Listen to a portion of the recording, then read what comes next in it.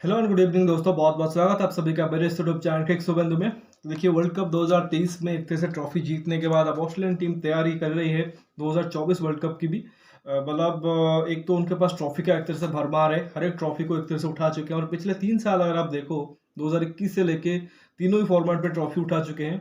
2021 में T20 world cup जीता जो कि फर्स्ट टाइमर था उनके लिए। फिर 2023 में WTC का एक तरह से चैंपियन बने, वहाँ पे फाइनल में आए थे और वहाँ पर आप देखो इंडियन टीम को ही हराया था। और वनडे वर्ल्ड कप में भी इंडिया में आके उनको ही हरा दिया है। तो 3 ट्रॉफियां वो जीत चुके हैं और वहाँ पे देखो उन्होंने अपना एक तरह से क्वालिटी और अपना क्लास दिखाया है कि हमारी जो टीम बनी है वो वर्ल्ड इवेंट्स को उठाने के लिए बनी है। और उसमें ओडी वर्ल्ड कप जो कि सबसे ज़्यादा बार उन्होंने जीता है, 6 बार। मतलब कि they are not the best team in this world cup, but end result अगर आप देखो तो उन्होंने बड़े दिन के ऊपर आके अच्छा काम किया और वहाँ पे जीते हैं। और उसी को एक तरह से आगे कंटिन्यू करना चाहेंगे T20 फॉर्मेट में भी। तो उसका स्टार्ट वो करेंगे इंडिया टूर से ही। मतलब ऑलरेडी इंडिया में काफ़ी टाइम स्पेंड कर चुके हैं इस साल। अगर आप देखो शुरुआत में आए थे वहाँ पे बॉर्डर गावस्कर ट्रॉफी में आई थिंक 4 टेस्ट मैच खेले थे। फिर अगर आप देखो तो उन्होंने वहाँ पे ओडीआई सीरीज खेली 3 मैच की, आई थिंक, जो कि जीत के गए थे 2-1 से। आफ्टर दैट उनके जो प्लेयर है वो सब एक तरह से आईपीएल में एक तरह से पार्ट ले रहे थे। और फिर अगर आप देखो अगेन वो कम बैक करते हैं 3 मैच की ओडीआई सीरीज के लिए जहाँ पे उनको हार मिलती है, बट वर्ल्ड कप में आके एक तरह से उन्होंने फाइनल में इंडिया को हराया और ट्रॉफी जीत गए हैं लगातार 9 मैच जीत के। तो इसके बाद अगर आप देखो तो उनके कुछ सीनियर खिलाड़ियों ने, खासकर गेंदबाजों ने और ऑलराउंडर ने एक तरह से रेस्ट मांगा है, बिकॉज उनको एक पाकिस्तान के अगेंस्ट 3 मैच की शायद टेस्ट मैच खेलनी है जो कि दिसंबर में है। और जिसके चलते अगर आप देखो तो उन्होंने ऑप्ट आउट कर दिया इस सीरीज से, या कहें तो बोर्ड ने एक तरह से उनको सिलेक्ट नहीं किया, उनको रेस्ट दिया है। दूसरी तरफ एक और प्लेयर डेविड वार्नर, जिनको कि इनिशियली स्क्वाड में रखा गया था, तो उन्होंने अब एक तरह से पुल आउट कर लिया है। शायद थोड़े से उनको भी रेस्ट की ज़रूरत होगी।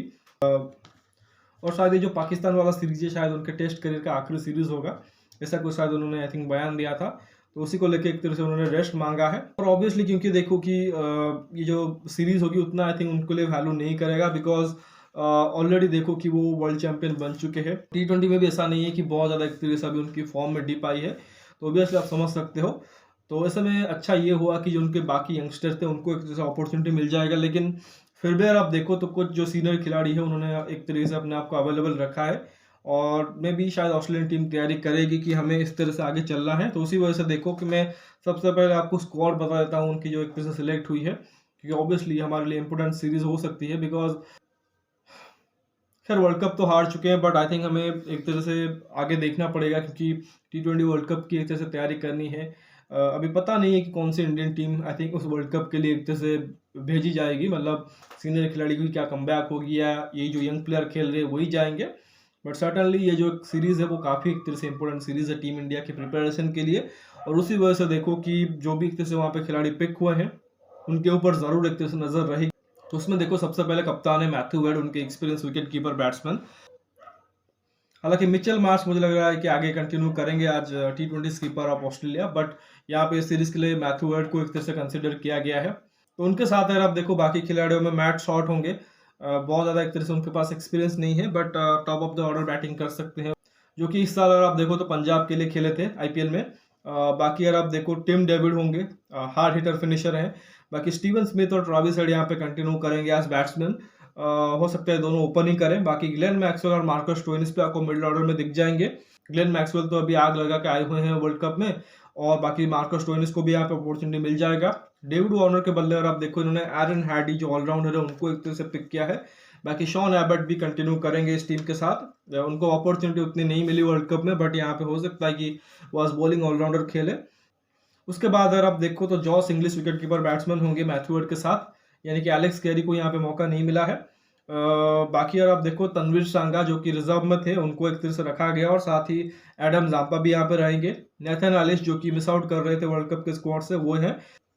और साथ ही अगर आप देखो दो उन्होंने ऊंचे कद के लंबे तेज गेंदबाज रखे हुए हैं, वो भी लेफ्ट आर्मर, जेसन बेरेंडॉफ और स्पेंसर जॉनसन। मिचेल स्टार्क और जॉस हेजलवुड और पैट कमिंस तीनों को एक तरह से रेस्ट मिला है। तो ऐसे में ये जो गेंदबाज है, एलिस हो गए, बेरेंडॉफ हो गए, स्पेंसर जॉनसन या शॉन एबर्ट, आप इन्हीं को एक तरह से खेलते हुए दिखोगे। और साथ ही उन्होंने एडम जापा और तनवीर सांगा को दोनों को ही रखा हुआ है, दोनों ही स्पिनर को, तो आप इन दोनों को रोटेट होते हुए देखोगे।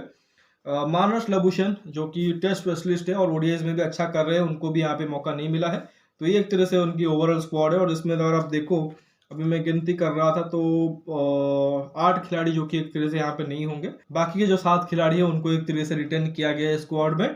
तो बहुत अच्छी स्क्वाड है, स्पेशली अगर आप देखो बैटिंग वाइज तगड़ी बैटिंग लाइनअप होगी, और बॉलिंग में भी आप देखो कुछ इंटरेस्टिंग नाम आपको दिखेंगे, चाहे तनवीर सांगा हो या एक तरीके से स्पेंसर जॉनसन हो या नेथन एलिस हो गए। अभी तो मैं प्रेडिक्ट नहीं कर सकता कि ऑस्ट्रेलियन टीम या इंडियन टीम में से कौन सी टीम वो जीतेगी सीरीज। मुझे लगता है कि 3-2 सीरीज होने वाली है। अब किसके फेवर में होगा I don't know exactly, because 2022 में भी कुछ ऐसा ही हुआ था। जस्ट आफ्टर द आईपीएल अगर आप देखो हमारी एक यंग टीम वहाँ पे पिक हुई थी जिसके कप्तान थे शायद Rishabh Pant. KL Rahul was suppose to be captain but उनको इंजरी हो गई थी, तो ऋषभ ने कैप्टनसी की थी। और साउथ अफ्रीकन टीम जो कि वो बहुत ही स्ट्रॉन्ग टीम आई हुई थी, वो सीरीज जो कि 2-2 पे बराबर रही थी, एक मैच ड्रॉ हो गया था। तो वैसा ही कुछ यहाँ पे उम्मीद कर सकते हैं। हालांकि इंडियन टीम मुझे लग रहा है कि शायद ये सीरीज जीत जाए 3-2 से, बट अगर ऑस्ट्रेलियन टीम भी सीरीज जीत जाती है तो आपको एक तरीके से सरप्राइज होने की ज़रूरत नहीं है, बिकॉज एज आई सेड कि मुझे लगता है कि इनकी टीम जो कि हमसे ज़्यादा बेहतर है।